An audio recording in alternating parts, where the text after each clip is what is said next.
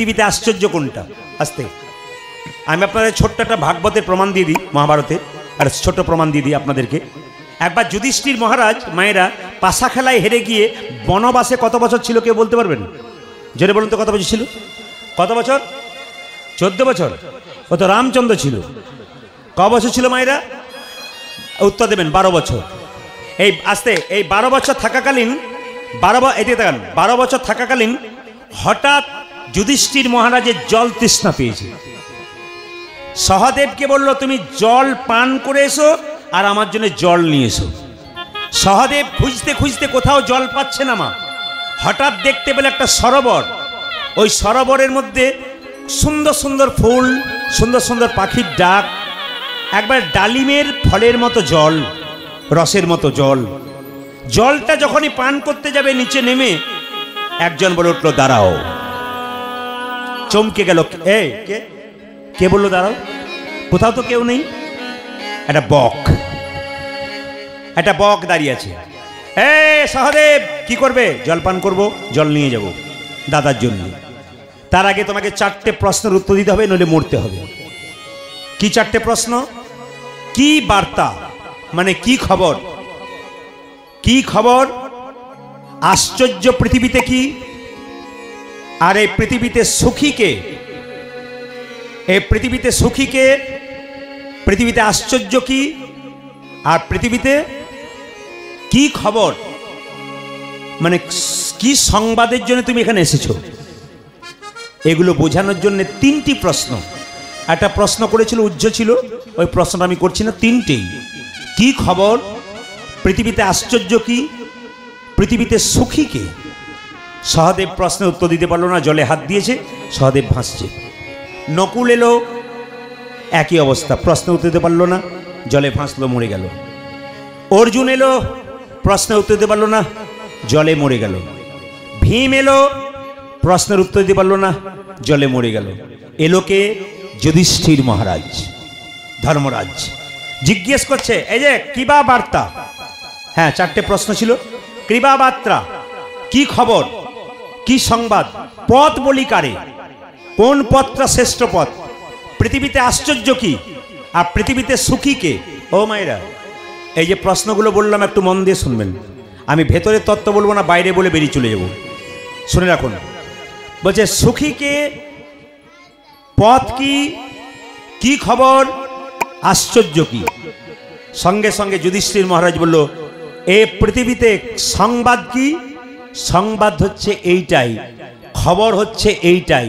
যেমন অনেকে জিজ্ঞেস করে না, মায়েরা কিছু মনে করবেন না, কেউ যদি হসপিটালে ভর্তি থাকে, আপনি বাড়ি এসছেন, কি খবর গো, কি খবর, কি খবর মানে কেমন আছে আর কি। হ্যাঁ ভালোই আছে। ও আচ্ছা আচ্ছা। আর কাউকে দেখলে হন্ত হন্ত করে আসছে, বাড়ি ঢুকছে, কি খবর, কি খবর, কি খবর মানে খবর কি। সংবাদ কি? সংবাদ হচ্ছে এইটাই আমাদের মায়েরা, সংবাদ হচ্ছে এইটাই যে আমাদের পৃথিবীতে আসতে হবে আর পৃথিবী থেকে যেতে হবে। কীরকম যেতে হবে? এইটাই আসল সত্য, এটাই আসল সংবাদ। কি সংবাদ? যেমন দেখবেন আপনার সবজি রান্না করেন, আলু কাটেন, আলুগুলোকে তেল দিয়ে ভাজেন, তারপর মশলা দেন, তারপর জল দেন, তারপর ঘাঁটাঘাঁটি করেন। যেটা আলু ছিল ঝোলটা যখন পরিবর্তন হয়ে গেল, তখন কিন্তু ওর রং, কালার সব কিছু ক্লিয়ার হয়ে গেল, পরিষ্কার হয়ে গেল। ঠিক সময় একজন মানুষ মায়ের কোলে জন্ম নিল, জন্ম নেবার পর আস্তে আস্তে বাচ্চা থেকে বড় হলো, তারপর বুড়ো হলো। আমি প্রদীপ পাল যখন ছোট ছিলাম একরকম ছিলাম, যখন 20 বছরে ছিলাম তখন একরকম হলাম, এখন আমার 49 চলছে, আমি আর একরকম হলাম। যখন আমার 60-70 হবে তখন আমি আর একরকম হব। আমি বলে উদাহরণ দিলাম। এইটাই খবর, আমাদের পরিবর্তন সংসারে। আপনি একরকম ছিলেন, একরকম হবে সংবাদ। বাহ, সুন্দর উত্তর পেলাম। পথ বলি কারে, শ্রেষ্ঠ পথ কি? ভজনের পথ। মনুষ্যকুলে জন্ম নিয়ে যিনি ভগবানের ভজন করেন, সেটি হচ্ছে শ্রেষ্ঠ পথ। আশ্চর্য কি? এই পৃথিবীতে আশ্চর্য কি মায়েরা? আশ্চর্য হচ্ছে এইটাই, একজন মরে যায় দেখে, অথচ আমাদের জ্ঞান হয় না, আমাদের মরতে হবে। আমার বাবা মরেছে, আমি পোড়াতে গেলাম, অথচ আমার মনে হলো কি আমি বোধহয় মরবো না। আমার কাকা মরেছে, আমার দাদু মরেছে, আমাদের সংসারে সবাই মরে যায়, কিন্তু আমরা একবারও ভাবি না যে ওদের মতো আমাদেরও চলে যেতে হবে। এইটাই পৃথিবীর আশ্চর্য।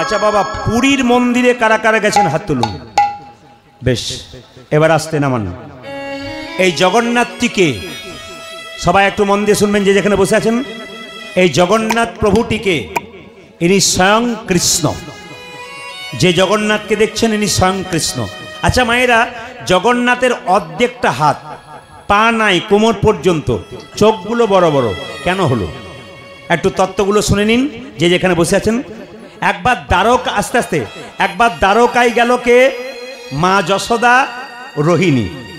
তো দ্বারকার মহিষীরা, অনেকে মেয়েরা জিজ্ঞেস করলো, মা যশোদে তুমি যখন এসছো, তোমার কাছে কৃষ্ণের বাল্যলীলা শুনতে চাই। বাচ্চা অবস্থায় কৃষ্ণ কি কি করেছিল একটু তুমি আমায় শোনাও, আমাদেরকে শোনাও। সঙ্গে সঙ্গে যশোমতী আর রোহিণী বলল, বাড়ির ভেতরে তোমরা শুনবে, কিন্তু দরজাটা বন্ধ থাকবে, দরজায় একজন দাঁড়িয়ে থাকবে, যেন কৃষ্ণ বলরাম প্রবেশ করতে না পারে। সবাই তাকিয়ে নিন যে যেখানে বসে আছেন। কৃষ্ণ বলরাম যেন প্রবেশ করতে না পারে। তাহলে এক কাজ করো, সুভদ্রাকে দরজায় দাঁড়িয়ে রাখো। সুভদ্রা দরজায় প্রহরী হিসাবে দাঁড়িয়ে আছে মায়েরা। সুভদ্রা যখন দাঁড়িয়ে আছে, তখন যশোমতী রোহিণীকে আর অন্যান্য মহিষীদেরকে ওই গল্পটা বলছে, কৃষ্ণের লীলার কথা। তো লীলা শুনতে শুনতে তারা বিভোর হয়ে গেছে। আর সুভদ্রাও কান পেতে শুনতে শুনতে বুঝতেই পারে না কখন কৃষ্ণ বলরাম এসে তার দুপাশে দাঁড়িয়ে আছে। এইদিকে মায়েরা, ডান দিকে কে? বলরাম, বাঁ দিকে কে? কৃষ্ণ। চুপচাপ শুনছে। লীলা শুনতে শুনতে শুনতে শুনতে, নিজের বাল্যলীলা শুনতে শুনতে নিজের আঙুলগুলো খসে খসে পড়ছে, নিজের শরীরটা থেকে পাগুলো খসে খসে পড়ছে। আর সেই সময় নারদ মুনি প্রবেশ করে বলছে, প্রভু এ তোমাকে কি দেখছি আমি? এত সুন্দর যার হাত, এত সুন্দর যার পা, হাতগুলো খসে খসে পড়ছিল কেন? পাগুলো খসে খসে পড়ছিল কেন? তুমি জড়ো হয়ে যাচ্ছিলে কেন? তোমার এই রূপ কখন দেখবো? এই রূপ তোমার কখন দেখবো? চিৎকার করে বলে উঠল, ওগো নারদ মুনি, এই যে তুমি আমার কুৎসিত রূপটা দেখতে পেলে, এই কুৎসিত রূপটা কিন্তু আমি কলিযুগে জগন্নাথ রূপে জগন্নাথ ধামে যাব। সবাই তো আমাকে ভালো রূপে পুজো করে, কুৎসিত রূপে কজন পুজো করতে পারে? তার জন্য আমি জগন্নাথ রূপে জগন্নাথ ধামে যাব। মায়েরা, এর আর একটা তত্ত্ব আছে, যাদের অজানা আছে একটু বলে দিই, মন দিয়ে শুনবেন। ইন্দ্রদুম্ন রাজা, আপনার পুরীতে গেলে দেখতে পাবেন, তার স্ত্রী গুন্ডিচা। রাজা সব সময় মনে মনে ভাবতো, নীলকমল, আহা, ভগবান নীলকমল কোথায় আছে? ভগবান সত্যযুগের ভগবান ছিল নীলকমল, তিনি কোথায় আছেন? তাকে আমার কাছে আনতে হবে। এই করে তিনি কি করেছিলেন? তার সবচাইতে বড় মন্ত্রী, খুব দামি পণ্ডিত মন্ত্রী বিদ্যাপতিকে পাঠিয়েছিলেন। বিদ্যাপতি সবরদের মেয়েকে বিয়ে করে, হ্যাঁ, বিশ্বাবসুর মেয়েকে বিয়ে করে বিদ্যাপতি কি করেছিল না, নীলমণিকে ভগবানের এই ইন্দ্রদম্নর কাছে এনেছিল। কিন্তু নীলমণি বলেছিল, আমি যাব ঠিক কথা, কিন্তু বেশিক্ষণ থাকবো না, ছিল অদৃশ্য হয়ে গেল। ইন্দ্রদম্ন কেঁদে কেঁদে বলল, প্রভু তুমি এলে আবার চলে গেলে কেন? বলছে, ওগো ইন্দ্রদম্ন, আমি তোমার কাছে এমনি এমনি আসবো না, তোমার কাছে আমি জগন্নাথ রূপে আসবো। বলে কিভাবে আসবে? বলে সমুদ্রের মধ্যে একটা দারু ব্রহ্ম, মানে একটা কাঠ রূপে ভাসতে ভাসতে যাব। সেই কাঠটা যে ঘাটে ভাসবে, সেই ঘাটটা নাম হচ্ছে চক্রতীর্থ। যদি আপনারা যান পুরীতে, সবার আপনারা মনে রাখবেন, যে ঘাটে ওই কাঠটা ভাসতে ভাসতে লেগেছিল, ওই ঘাটটার নাম হচ্ছে চক্রতীর্থ। ওখানে এসে যখন কাঠটা লাগলো, ওই কাঠটাকে তুলে আনা হলো। ইন্দ্রদম্ন রাজা বলে কথা, বিভিন্ন কারিগরকে আনা হলো কেন? যেন জগন্নাথের মূর্তি তৈরি করতে পারে। জগন্নাথ, বলরাম এবং সুভদ্রা, অনেক কারিগর এলো, কিন্তু কেউ মনে করতে পারছে না জগন্নাথের মূর্তি কেমন হবে। ভগবান তখন স্বয়ং কি করলেন? বিশ্বকর্মাকে তিনি পাঠালেন কীরকমভাবে? ব্রাহ্মণ সাজিয়ে। ব্রাহ্মণ রূপে এসে বিশ্বকর্মা বলল, যদি কিছু না মনে করেন ইন্দ্রদম্ন রাজা, আমি তৈরি করব জগন্নাথ। তুমি কি করে তৈরি করবে? আমার বাবা কাকার মুখে শুনেছিলাম জগন্নাথ দেখতে কেমন, তাই আমি তৈরি করব। বুঝতে দিল না আমি সেই এসেছি বিশ্বকর্মা। লক্ষ্য করুন মায়েরা, বিশ্বকর্মা যখন এলো, তিনি বৃদ্ধ রূপে বললেন, আমি 21 দিন ধরে তৈরি করব বাড়ির ভেতরে। কতদিন বললাম মায়েরা বলুন? যে ঘুমাচ্ছে সে বলুন, কতদিন বললাম না? চোখ যার মুছছে তাকে আমি ছেড়ে দেবো না, মানে মাস্টার মশাই সামনে ছেলে ফাঁকি দেবে তা বললে হবে না। কতদিন বললাম জোরে বলুন? 21 দিন। 21 দিন কিন্তু কেউ দরজা খুলতে পাবে না, দরজায় ধাক্কা দিতে পারবে না, কোনো শব্দ হবে না। আমি কিন্তু ভেতরে তৈরি করব, 21 দিন পরে দরজা খুলবো, জগন্নাথের মূর্তি তোমায় দিয়ে দেবো। লক্ষ্য করুন মায়েরা, তৈরি করতে করতে 5 দিন 6 দিন 7 দিন 11 দিন পর্যন্ত ঠুকঠাক আওয়াজ হলো। 11 দিন পর থেকে হঠাৎ যখন 14 দিন হয়ে গেল তখন নিশ্চুপ হয়ে গেল। ইন্দ্রদম্ন রাজার স্ত্রীর নাম ছিল গুন্ডিচা, খুব ভক্তিমতী ছিল।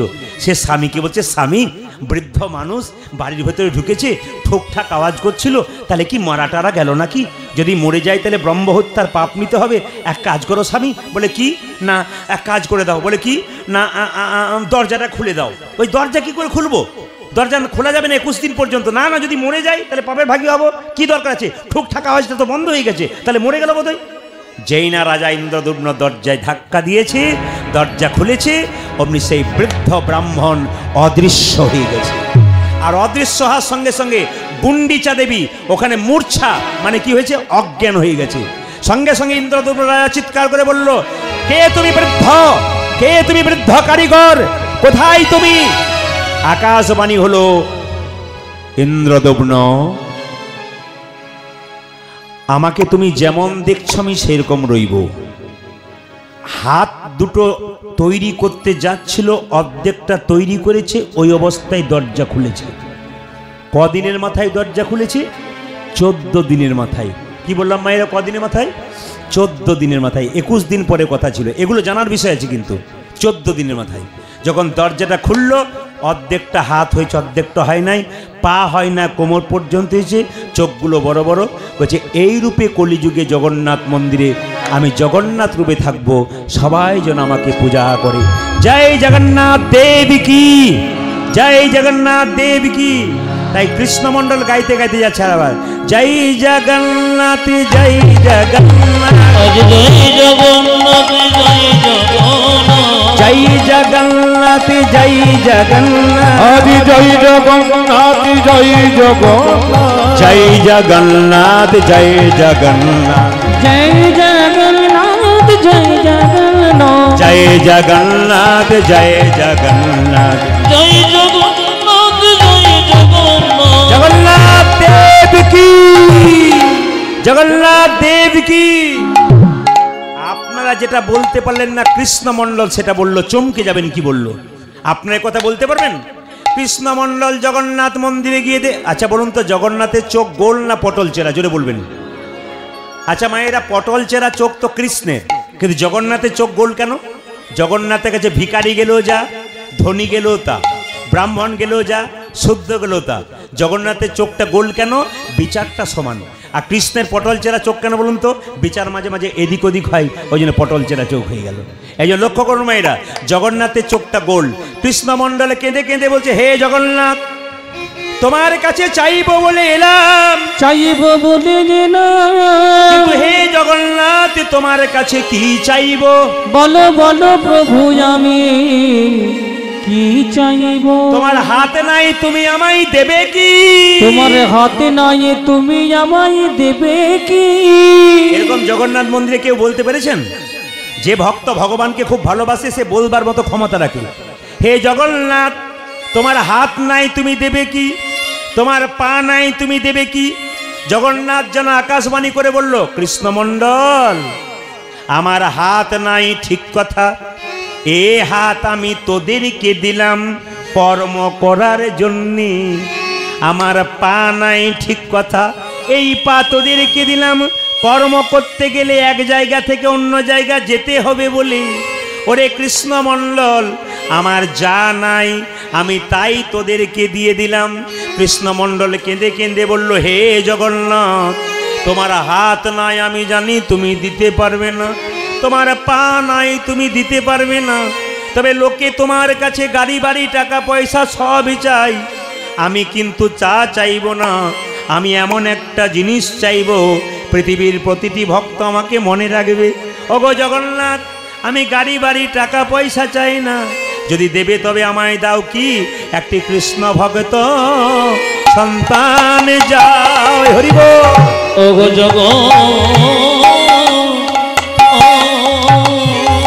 উলুধ্বনি দিন মা, উলুধ্বনি।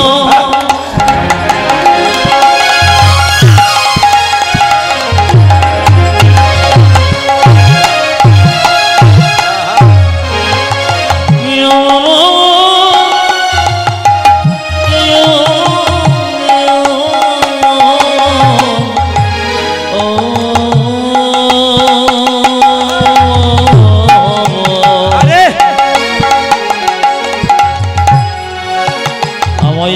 কৃষ্ণ ভক্ত সন্তান দাও হে এই অভিলাষ আমার মনে কৃষ্ণ ভক্ত সন্তান দাও হে বিলাসী আমার মনে প্রাণ ভরে নাম গাইতে হরি এই অবিলাসী আমার মনে প্রাণ ভরে নাম গাইতে হরি এই অবিলাসী আমার মনে ভরে নাম গাইতে পারে একটা কৃষ্ণ ভক্ত সন্তান দাও হে। জগন্নাথ যেন আশীর্বাদ করলেন, যা কৃষ্ণ মণ্ডল তোকে কৃষ্ণ ভক্ত সন্তান দিলাম। মায়েরা এর থেকে কি জানলেন? কৃষ্ণ ভক্ত সন্তানের দরকার আছে, কিছু মনে করবেন না। একজন জিজ্ঞেস করছে, প্রদীপবাবু আমাকে আশীর্বাদ করুন কৃষ্ণ ভক্ত সন্তান যেন হয়। আচ্ছা মনে করবে, এই দিকে তাকাবেন, আপনাদের বাড়িতে এরকম ছেলে হোক না এরকম ছেলে হোক, কোনটা পছন্দ করেন? কোনটা পছন্দ করেন? বলে এইরকম ছেলে হোক, এটা পছন্দ করেন। কিন্তু এইরকম ছেলের সংখ্যাই তখন আপনাদের এদিকে নাই, অন্য জায়গায় জন্য বলি আমার, এখানেও আছে। তবে কিছু মনে করবেন না, যে যেখানে বসে আছেন, নেশামুক্ত সমাজ তৈরি করুন। প্রদীপ বলে একটি কথা, কারো নিন্দা আমি করবো না, কোনো বৈষ্ণবের নিন্দা করবো না, কোনো ব্রাহ্মণের নিন্দা করবো না, এ আমার কাজ নয়। যে যা কর্ম করবে তার ফল সে ভোগ করবে, নিন্দার কোনো গল্প নেই। হরিবাসরে কোনো বৈষ্ণবের নিন্দা নয়, কোনো ব্রাহ্মণের নিন্দা নয়, কারো নিন্দা নয়। কেন? যে যেমন কর্ম করবে তার ফল ভোগ করবে, আমার বলার কিছু নেই, তিনি ভোগ করবেন। তবে আপনাদের একটা ছোট্ট কথা বলে যাই, যে যেখানে বসে আছেন মায়েরা, আপনাদের বাড়িতে আছে কিনা জানি না, তবে নেশা হচ্ছে 3 প্রকার। আমার দিকে তাকান। একটি 1 আঙ্গুলের নেশা, আপনাদের দিকে নাই বোধ হয় নাকি? আর একটা 2 আঙ্গুলের নেশা, এই আসরেই আছে, মানে একজন আগেই মেরে দিয়েছে আর কি। আর একটা 3 আঙ্গুলের নেশা, এই দেখুন বাবা হোলার মতন নেশা। আর একটা নেশা, যেমন অনেকে দেখবেন, আমাদের ওইদিকে দেখেছি, অনেকে মন্দিরে বসে বসে গাঁজা খাচ্ছে। তো আমি পেরিয়ে যাচ্ছি রাস্তায়, জিজ্ঞেস করলাম, এ গাঁজা খাচ্ছিস কেন? সে তখন কি বলছে জানেন? জ্ঞান দেবেন না, বাবা ভোলা খেয়েছিল। বাবা তো বিষ খেয়েছিল, তোরা বিষ খা। বাবা বিষ খেয়েছিল, বিষ খা। বিষ খাবে না, কিন্তু দেখবেন ওইটা খাবে। আবার দেখবেন, কিছু মনে করবেন না, আর একটা বলুন তো, 4 আঙ্গুল 5 আঙ্গুলের নেশা। এইটা আপনাদের দিকে একবারই নাই। বলে দেখবেন, কুটুম এলে দেখবেন কিরকম তৈরি হয় আর কি। বয়স্ক বাবারা কিছু মনে করবেন না, আমি একটু বলে দিই। যারা নেশাযুক্ত, এইদিকে যারা বেশি মদ খাবেন, তাদের 3টে উপকার আছে। প্রশ্ন করবেন 3টে উপকার কি, একটু জেনে নিন। 3টে উপকার কি? প্রথম উপকার, যে বেশি মদ খাবে তাকে জীবনে কুকুরে কামড়াবে না। আর যে বেশি মদ খাবে তার বাড়িতে জীবনে কোনোদিন চোর ডাকাত ঢুকবে না, 100%। যে বেশি মদ খাবে সে বুড়ো হবে না, চিরকাল ইয়ং থেকে যাবে। যারা খায় না তারা বলছে একবার টেস্ট করে দেখলে হয়, কিন্তু যারা খায় তারা ভাবছে এইগুলো তো মিলছে না, 2-1টা মিলছে, আমি একটু মিলিয়ে দিই, অপরাধ নেবেন না। যারা মদ খায়, ডাক্তারবাবুকে জিজ্ঞেস করছে, ডাক্তারবাবু বলছে যে মদ খায় তার বাড়িতে চোর ঢুকবে না। বলে কেন ঢুকবে না? এদিকে তাকান। মদ খেতে খেতে এমন দুর্বল হবে আর এমন কাশি শুরু হবে, সন্ধ্যে 7টায় কাশি শুরু হলে সকাল 7টায় বন্ধ হবে। রাত্রিতে যখন চোর ঢুকতে যাবে ভাবে, বেটা জেগে আছে রে, আর যাবার দরকার নাই। কাশির জোরে বেটা চোর পালিয়ে যাবে। আর 2 নম্বরটাকে, যাদের ঘরে খায় তারা তাকাচ্ছে, দেখো কি বলছে, মানে এখানে ডবল যারা এসছে না, পার্টি এসছে, তার স্ত্রীকে বলছে, দেখো কি বলছে, দেখো কি বলছে, আমি তো সব দেখছি, আমি সব দেখছি যে কে কাকে ইশারা করছে আর কি। মানে বলছে শুনে রাখো, মানে বলতে চাইছে শুনে রাখো কি বলছে, তারপর ঘরে গিয়ে ভালো করে বোঝাবো। না আপনাদের বলে দিই, কিছু মনে করবেন না। হ্যাঁ, যে নেশা করে বেশি মদ খায় তাকে কুকুরে কামড়ায় না, 2টো কারণে। প্রথম কারণটা কি? মদ খেতে খেতে দুর্বল হয়ে যায়, তখন হাতে লাঠি ছাড়া কোনো উপায় নাই, আর লাঠি দেখলে কুকুর পালায়। আর 2 নম্বর কারণে কামড়ায় না কেন? যে মদ খায় সে তো যেমন তেমন জায়গায় পড়ে থাকে না, বেশিরভাগ নর্দমার পাশে শুয়ে থাকে, কুকুরও নর্দমার পাশে শুয়ে থাকে, ভাবে আমার প্রতিবেশী বটে, দরকার নাই কামড়ায়। এই জন্য কুকুরে যারা খায় তারা ভাবছে আমার না আসাটাই ভালো ছিল। তবে একটা কথা মায়েরা, হ্যাঁ, মদ খেলে বুড়ো হবে না কেন? বুড়ো হবার চান্সই তো পাবে না। তার আগে বলো হরি বলো, হরি। হ্যাঁ, এই মদ খান, যে মদ খেলে সারা জীবন আনন্দ লাভ করিবে, এই হরিনামে নামক মদ যদি কেউ খেতে পারে, কেউ খেতে পারে, হরিনামে নামক মদ যদি কেউ একবারে খেতে পারে, খেতে পারে, তাহলে সারা জীবন আনন্দে পরিপূর্ণ হয়ে যায়। পরিপূর্ণ হয়ে যায়। জগন্নাথ মন্দিরে জগন্নাথের কি পাপে কৃষ্ণমণ্ডল বাড়ি আসছে, আর যেতে যেতে গাইছে, আহা ওই আমি কোথায় গেলে পাবো গো দেখা আমার ঘন শ্যাম, আমার ঘন শ্যাম। আমি কোথায় কোথায় গেলে পাবো গো দেখা আমায় ঘন শ্যাম, আমায় ঘন শ্যাম। আমি কোথায় গেলে পাবো গো দেখা আমার ঘন শ্যাম, আমার ঘন শ্যাম। ওই আমি কোথায় গেলে পাবো গো দেখা আমায় ঘন প্রেম, আমায় বাঁকা প্রেম। কোথায় আমার কৃষ্ণ কানা, পরিকানা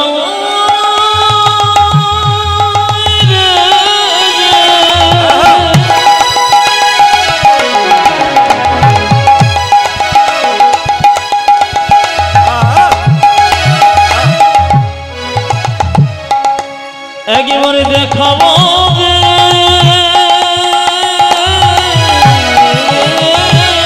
রাধে।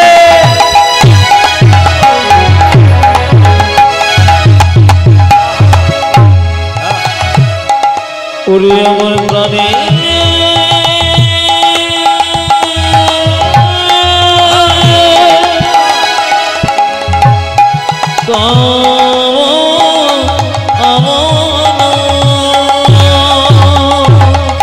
কোথায় আমার কৃষ্ণ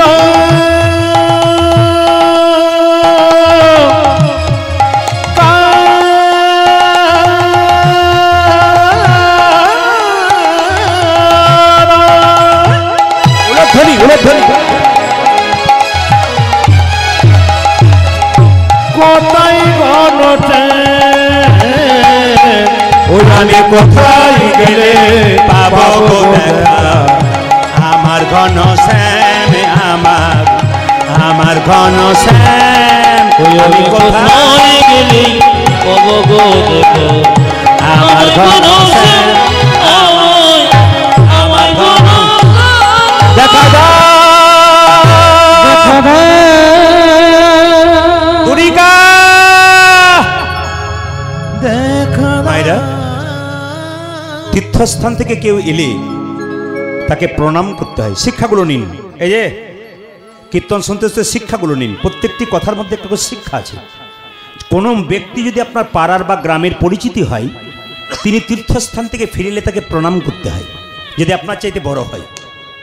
আপনার সমবয়স্ক যদি হয়, একটু আলিঙ্গন করতে হয়। পুরুষ হলে পুরুষকে, নারী হলে নারীকে, হাতে হাতে আলিঙ্গন করতে হয়। খুব ভালো করে রাখবেন, তীর্থস্থান থেকে কেউ ফিরে এলো, তাকে প্রণাম করলে উনি যে তীর্থের ফল লাভ করলেন, আপনি প্রণাম করলে কিছুটা ফল কিন্তু পেয়ে যাবেন। যখনই শুনলেন ইনি তীর্থস্থান থেকে এসেছেন, আমার চাইতে বয়োজ্যেষ্ঠ, আপনি প্রণাম করবেন।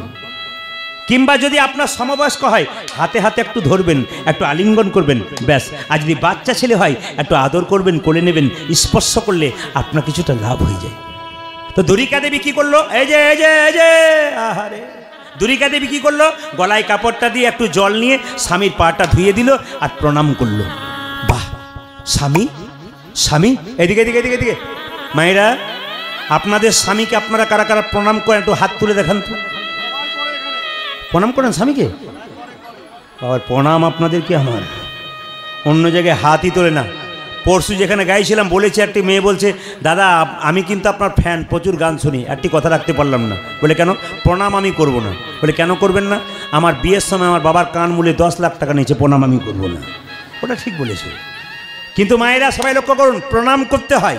কোনো সময় প্রণাম করতে হয়, তীর্থস্থান থেকে ফিরে এলো প্রণাম করতে হয়, মন্দির থেকে এলে আপনি যেতে পারলেন না, উনি এলেন, একটু প্রণাম করতে হয়। পায়ে পা ঠেকে গেলে কখন একটু প্রণাম করতে হয়। রাস্তায় হাঁটছেন, পায়ে পা ঠেকে গেল, প্রণাম করতে হয়। বয়োজ্যেষ্ঠরা বাড়িতে এসছে, আপনি বয়োজ্যেষ্ঠকে প্রণাম করছেন, আপনার স্বামী সামনে দাঁড়িয়েছে, আপনার স্বামীকে আপনি প্রণাম করবেন। এগুলো আপনাদের জেনে যেতে হয়, শিখে যেতে হয়। দুরিকা দেবী প্রণাম করে বলল, স্বামী দেখতে গিয়েছিলে, কেমন দেখলে জগন্নাথ গো? মানে বলতে পারছে না কি চাইলে। আচ্ছা কেমন দেখলে? সঙ্গে সঙ্গে বললো, জানো দুরিকা, আমি গিয়েছিলাম, দেখলাম ভালো, কিন্তু একটা জিনিস চেয়ে ফেললাম। কি চাইলে? লোকে যেটা চাই না আমি সেটা চেয়ে ফেললাম। তার খুব ইচ্ছা, স্বামী কি কি কি কি কি কি কি কি কি চাইলে? এমন একটা জিনিস চাইলাম কেউ চাই না, আমি একটা কৃষ্ণ ভক্ত সন্তান চেয়ে নিলাম। দুরিকা দেবী চোখের জল ধরে রাখতে পারছে না, কেন জানেন? তুমি যেদিন থেকে জগন্নাথ মন্দিরে গিয়েছিলে স্বামী, সেদিন থেকে আমি কি করেছিলাম জানো? বারবার মন্দিরে কেঁদে কেঁদে বলেছিলাম, হে প্রভু, আমার স্বামী যেন একটা কৃষ্ণ ভক্ত। আসলে আমার মনের কথা জানতে পেরেছে। কেন বলুন তো? ভক্ত যদি কাই মনে কোনো বাঞ্ছা করে, ভগবানের সাধ্য নাই সেই বাঞ্ছা নাই পড়ে। একই কথা বারবার ভগবানের মন্দিরে বলুন। আমি আপনাদের বারবার বলবো, যদি কারো মনের দুঃখ আছে, যন্ত্রণা আছে, একই কথা বারবার মন্দিরে বলুন, ভগবান আপনার কথা রাখবেই। যদি বারবার বলতে পারেন ভক্তি সহকারে, চাইবেন না, একই কথা মন্দিরে বলবেন, একদিন না একদিন আপনার ইচ্ছা পূরণ হয়ে যাবে। সঙ্গে সঙ্গে দুরিকা দেবী বলল, বাবা তুমি দারুণ জিনিস চেয়েছো গো, আমার তো ছেলে নাই, এ জগতে যে মেয়েদের সন্তান হয় না, একমাত্র সে জানে মা না হওয়ার জ্বালা কত। আমি মা হতে পারি না, আমার কত কষ্ট। আমার একটা সন্তান হলে, ছেলে হোক মেয়ে হোক, আমার কত আনন্দ হবে। ওগো স্বামী তুমি। বলতে বলতে কয়েকদিনের মধ্যে তার গর্ভে সন্তান এলো। মায়েদের কাছে নিবেদন রইল, পেটে বাচ্চা এলে কিছু নিয়ম আছে, পালন করতে হয়। আমি বেশি কিছু বলবো না, ছোট্ট 3টে জিনিস বলবো। মেয়েদের পেটে বাচ্চা এলে 3টে নিয়ম পালন করতে হয়। অনুকূল ঠাকুরজি বললেন, যে মেয়ের পেটে বাচ্চা আছে সে প্রত্যেক দিন স্নান করে মন্দিরে একটা কথা বারবার বলবে, ছেলে হোক আর মেয়ে হোক যেন কৃষ্ণ ভক্ত সন্তান হয়। যাদের বাড়িতে মেয়েদের পেটে বাচ্চা আছে, যাদের বাড়িতে মেয়ের বিয়ে হবে, সেই মেয়েকে কথাটা শিখিয়ে দেবেন। একই কথা মন্দিরে স্নান করার পর বলবে, যেন আমার কৃষ্ণ ভক্ত সন্তান হোক, ছেলে হোক আর মেয়ে হোক। দ্বিতীয়টা কি? তুলসী গাছে প্রত্যেক দিন জল দেবে, তুলসী পরিক্রমা ডান দিক থেকে 4 বার করবে, তুলসী পাতা সেবন করবে, লাভ আছে। 3 নম্বরটা কি? শ্রীমদ্ ভাগবত গীতার 2-4 লাইন করে পড়বে, যদি পড়তে না পারে মাথাতে ঠেকাবে, তার কাজ আছে। 4 নম্বর কি? সাধুগুরু বৈষ্ণব এলে উচ্ছিষ্ট প্রসাদ বৈষ্ণবের খেতে হবে, বৈষ্ণবের চরণ সেবা করতে হবে, গুরুর চরণ সেবা করতে হবে, গুরুর কাছ থেকে উপদেশ নিতে হবে, সন্তান কৃষ্ণ ভক্ত হবে। আমি আপনাদের বলে দিই, আপনারা কারা কারা নবদ্বীপ মায়াপুরে গেছেন একটু হাত তুলুন। নবদ্বীপ মায়াপুরে বেশ, এবার হাত নামান। বলুন তো, শিল প্রভুপাদের মূর্তি দেখেছেন?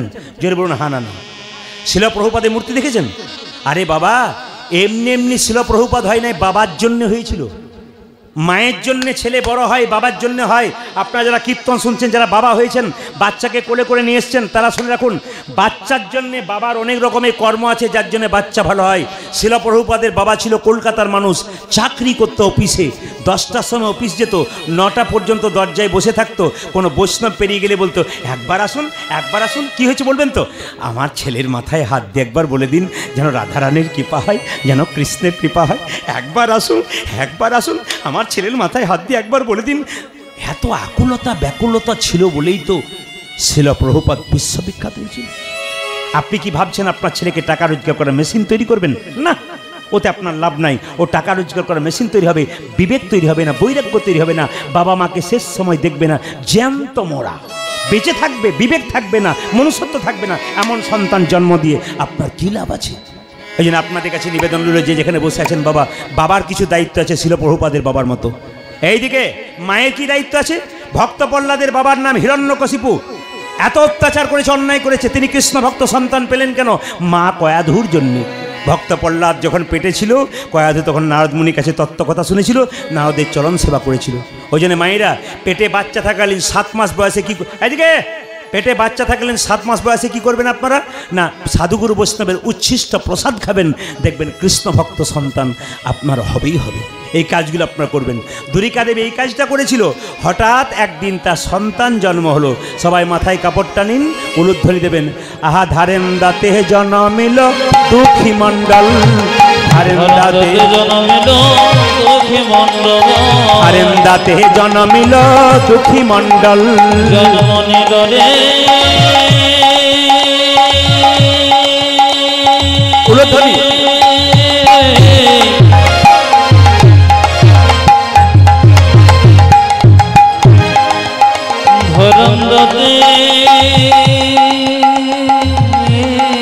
সবাই মাথায় কাপড় নিন, ভক্ত সন্তান জন্ম নিয়েছে।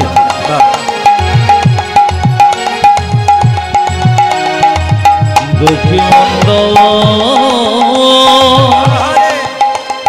জন্ম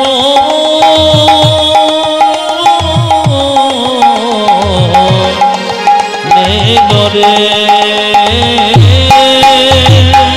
জন্ম নিল রে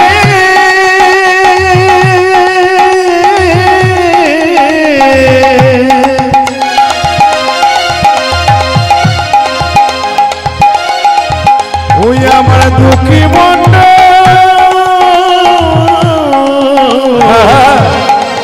জন্ম নিল রে আরে আজ ধারে গাদি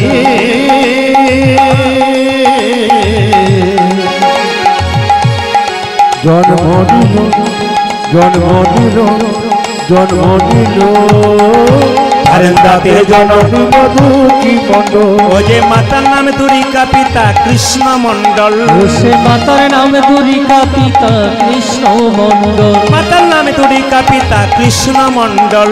আজ মাতানাম দুরিকা পিতা কৃষ্ণ মন্ডল ও যে পুত্র হেরি পিতা মাতার আনন্দ না ধরে, পুত্র হেরি পিতা মাতা আনন্দ না ধরে ও যে পুত্র হেরি পিতা মাতার আনন্দ না ধরে, ওই পুত্র খেদি পিতা মাতার আনন্দ না ধরে, পারাপতি বেশি সবে উলধ্বনি করে, আজ পার্বতী বেশে সবে উলধ্বনি করে ও যে পারাপতি বেশি সবে জয়ধ্বনি করে, পাড়া প্রতিবেশী সবে জয় ধ্বনি করে ও যে আনন্দ ধরে না, আনন্দ ধরে না আনন্দ ধরে না, আনন্দ ধরে না পারাপতি বেশির মনে আনন্দ ধরে না, ওই পারাপতি বেশির মনে আনন্দ ধরে না, পারাপতি বেশির মনে পুত্র বদন আজ হেরে, পার্বতী বেশে ও যে পুত্র বদন হেরে, পার্বতী বেশে ও যে পুত্র বদন আজ হেরে, পার্বতী বেশে ও যে পুত্র বদন হেরে, পার্বতী বেশে পুত্র বদন হেরে, ধরে না পারাপতি বেশি সবে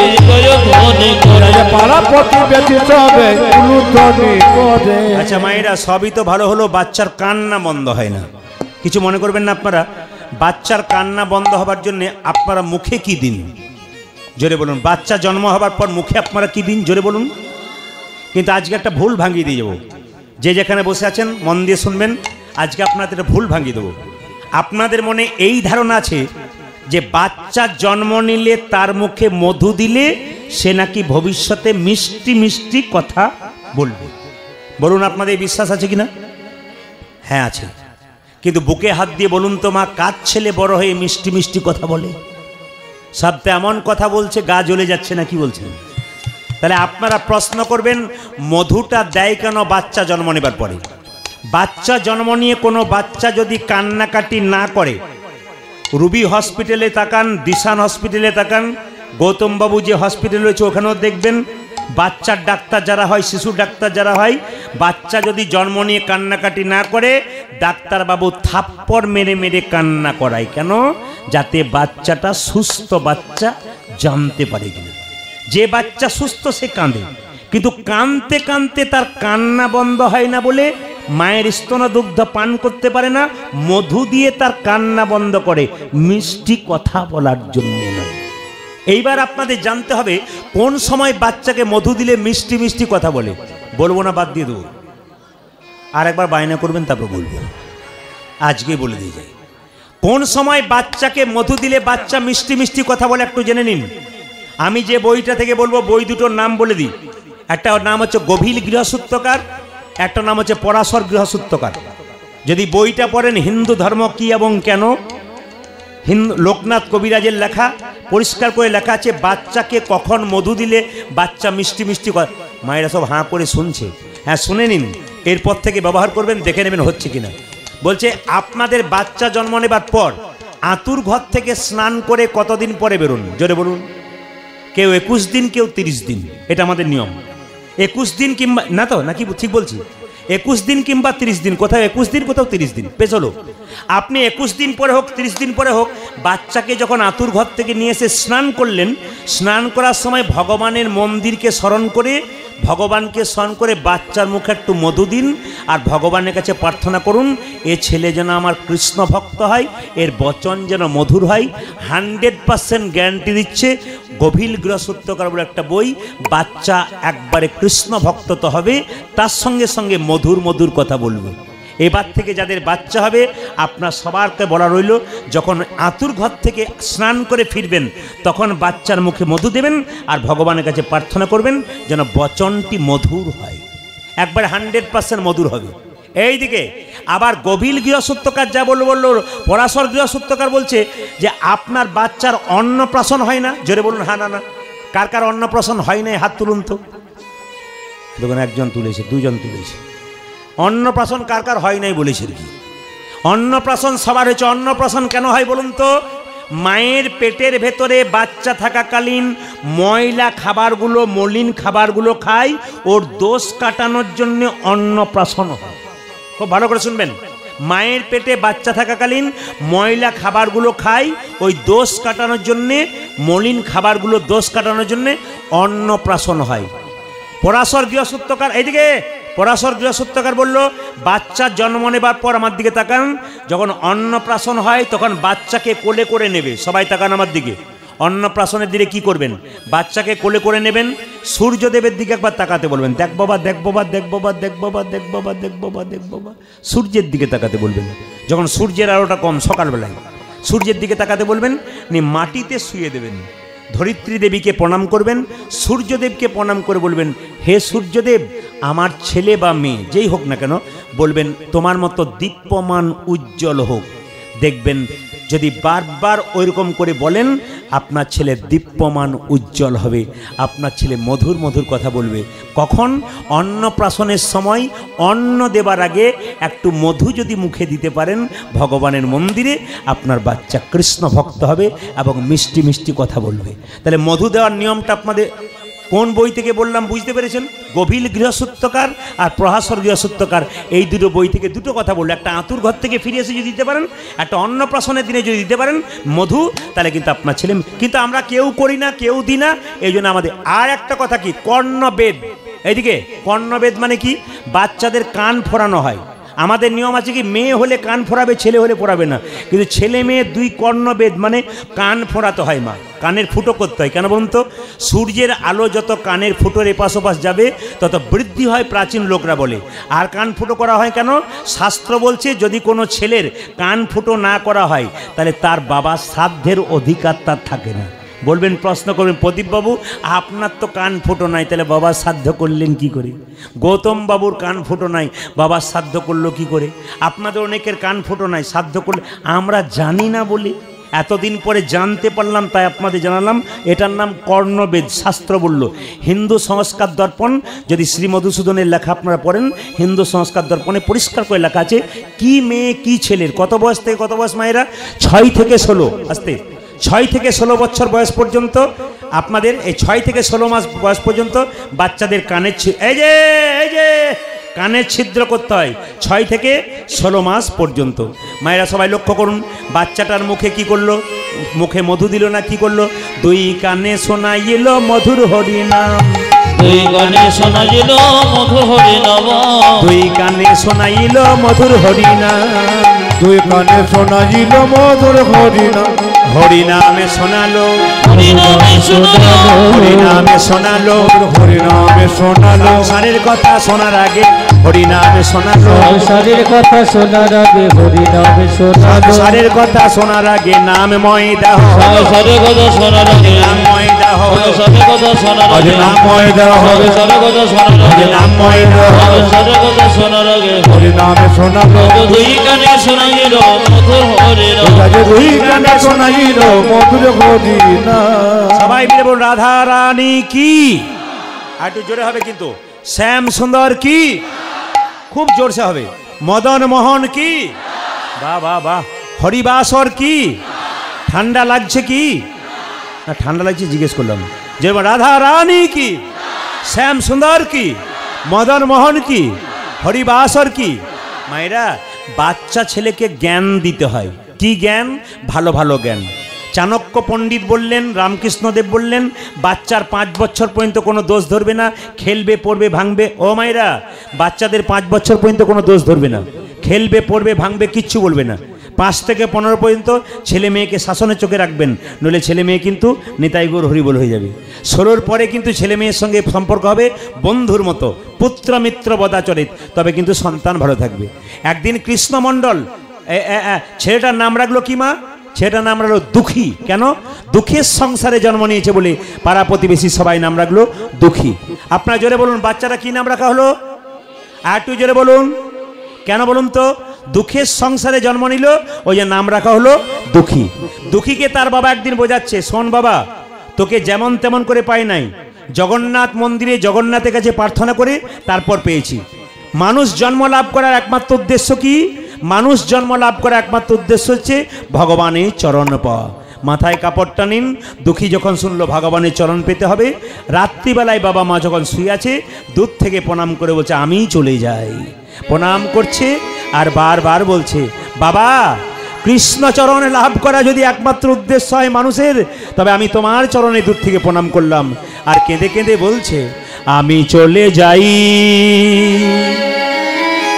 আমি চলে যাই, দাও গো বিদায়। উলধ্বনি, আমি চলে যাই, আমি চলে যাও, দাও ববি আমি চলে যাই, আমি চলে যাই, দাও গো বিদায়। আমি চলে যাই, আমি চলে যাই, দাও গো বিদায়। বিদায় জননী, বিদায় জন্মভূমি, জন্মভূমি, বিদায় জননী, বিদায় জন্মভূমি।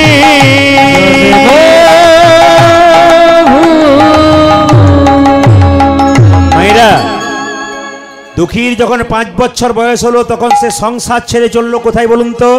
সোজা চললো কোথায় মায়েরা? সোজা চললো ভগবানকে পাবার জন্যে।